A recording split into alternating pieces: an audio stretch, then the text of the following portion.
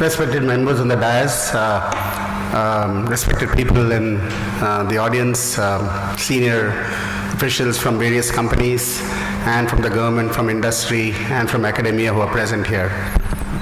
It is indeed a pleasure and a privilege for me to be a part of this Textile Research Conclave meeting today. And I thank you very much for the opportunity of giving me a chance to be here, to hear to all of you speaking, as well as to become a part of the proceedings here. I come from an IT background. I'm not a textile expert, and I come primarily from a technology background.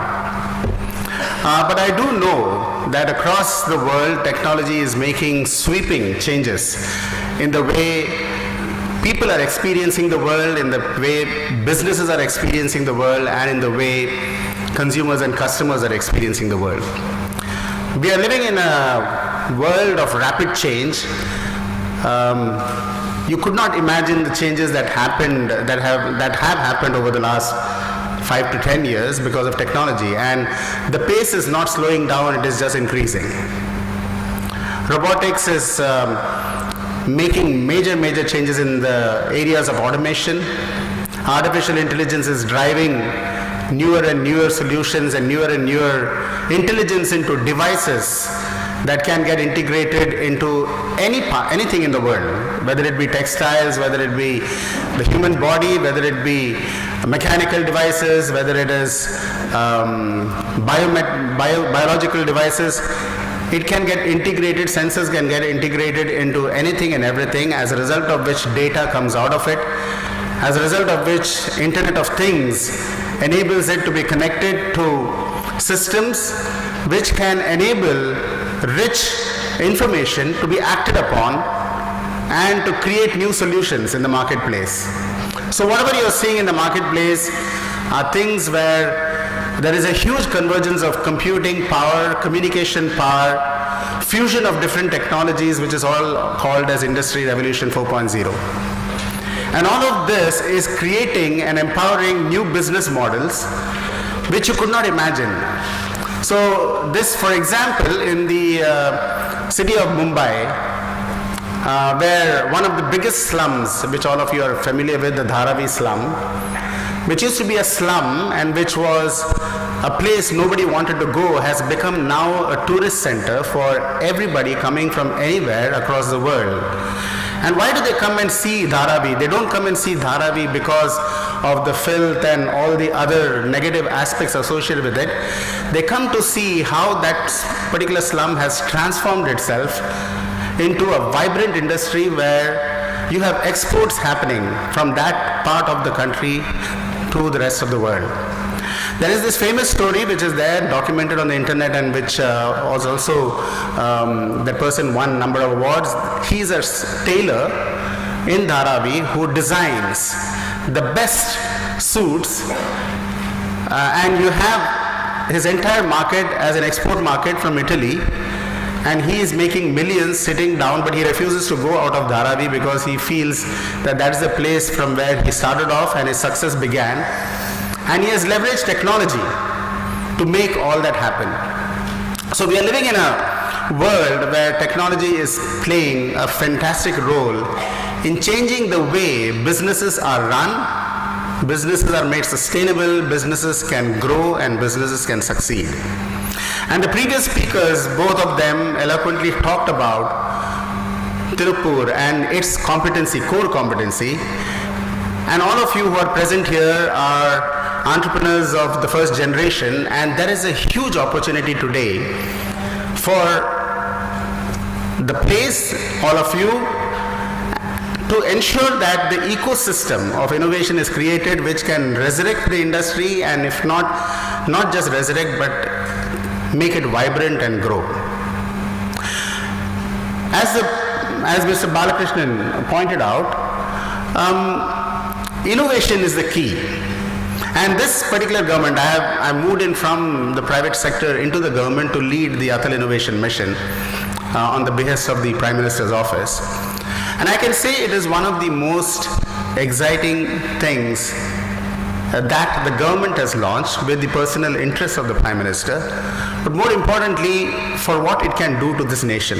We are, after all, a country of 1.3 billion people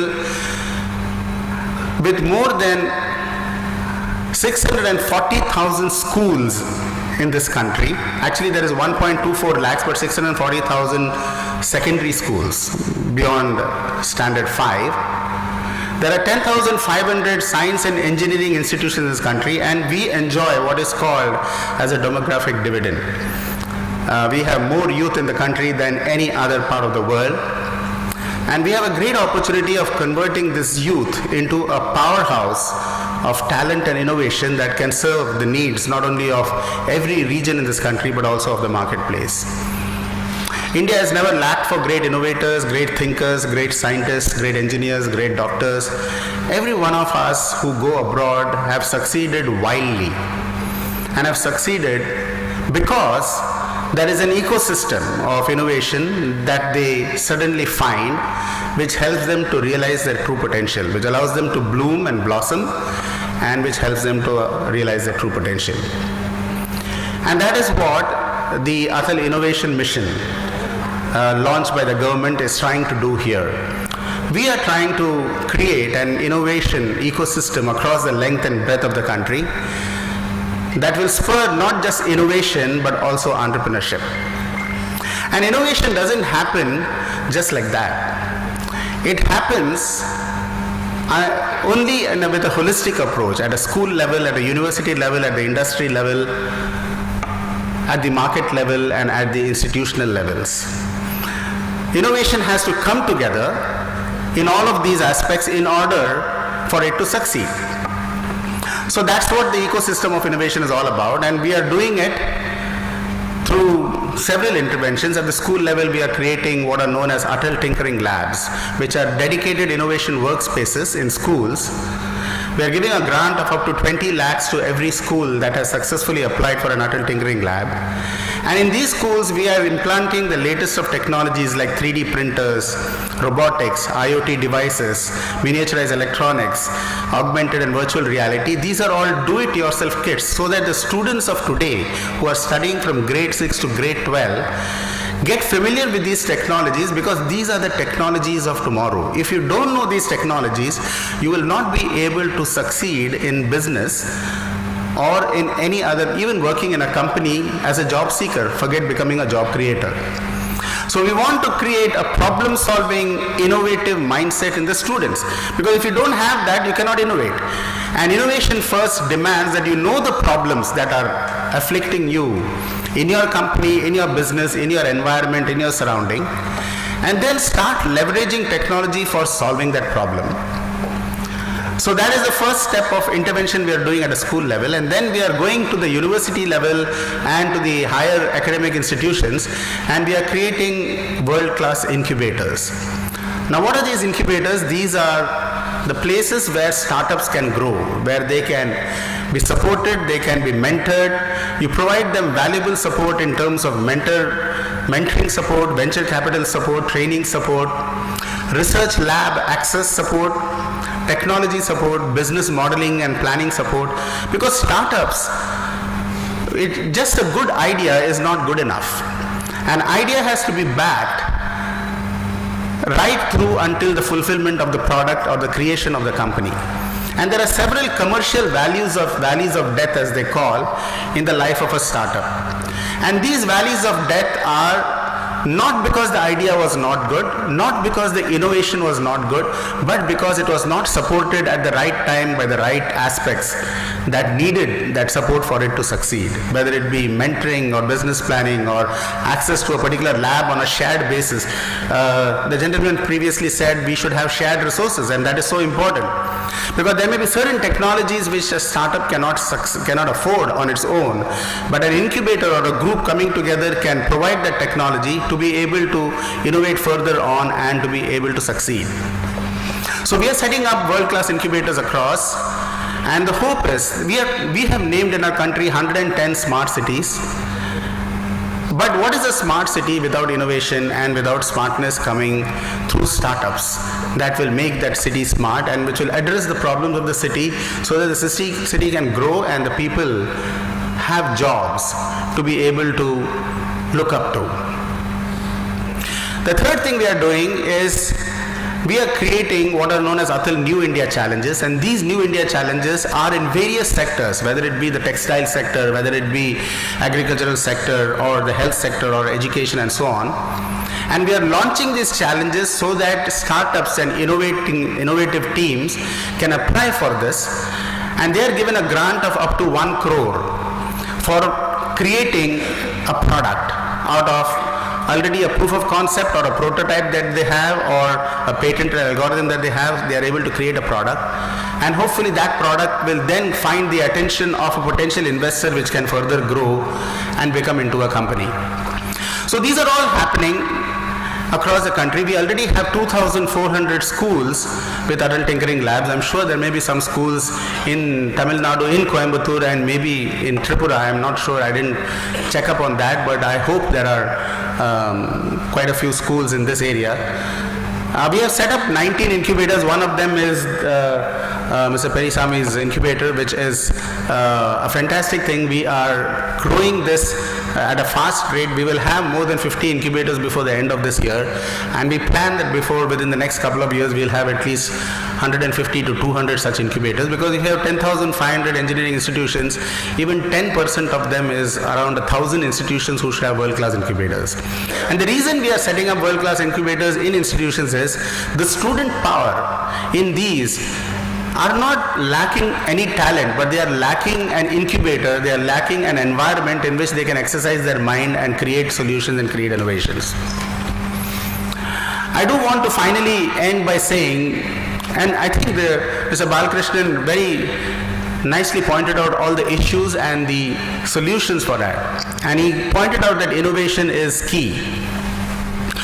Innovation, there are 4 aspects to innovation, as all of you are aware. One is the product innovation, the products that you are creating. What are the innovations you can do from a product point of view? What are the innovations you can do from a process point of view? What are the innovations you can do from a service point of view? And what are the innovations you can do from a business model or a business point of view? All these 4 aspects need to be kept in mind when you talk about innovation. Just a pure technology innovation which lacks the corresponding process innovation or the service innovation or the business model innovation will not succeed. And it is important, therefore, for you to be able to focus on all these aspects when you look at innovation. And I do think that there is a great opportunity in Tirupur, because you have the knowledge industry, you have the domain knowledge. You have the first generation entrepreneurs who know what it means to be entrepreneurial. Can you create an ecosystem in this environment holistically through a combination of private, public, government and university partnership to stimulate this industry and grow into the next level? When you are applying innovation, the initial aspect is you say, can I solve a problem? So it is a problem solving innovation, but that is not good enough, because problems can be solved using technology, and you should do that. And problems are efficiency related problems, or you want to reduce costs, or you want to be able to have a better process. So there are efficiency related problems which you want to solve leveraging technology and innovation. The second more important part that I think all of us need to look at is what is the value addition related innovation that we can do. So one is the efficiency issue, reducing costs and so on and so forth, but all of these will not help us to grow the industry. To grow the industry, value addition is extremely important, so you have to look at it from a value addition point of view. And the third is, what are the new business models that you need to adopt, which will spur innovation, because new business models are now possible with all the technology available at your doorstep. Whether it be the internet, whether it be automation technology, whether it be IoT technologies and so on, new business models are possible, and those new business models need to be harnessed. So one is solving problems and innovation and technology related to solving problems. The second is related to value addition, and the third is related to new business models that will help your business grow. And in all these three, The common thread that runs across is how do you share the knowledge repository that you have for the benefit of everybody? How do you share resources, as he mentioned, for the benefit of everybody? And when you start doing this, you are suddenly putting together all the ingredients which will be surefire successes from an entrepreneur point of view, from a startup point of view, or from an innovation growing industry point of view.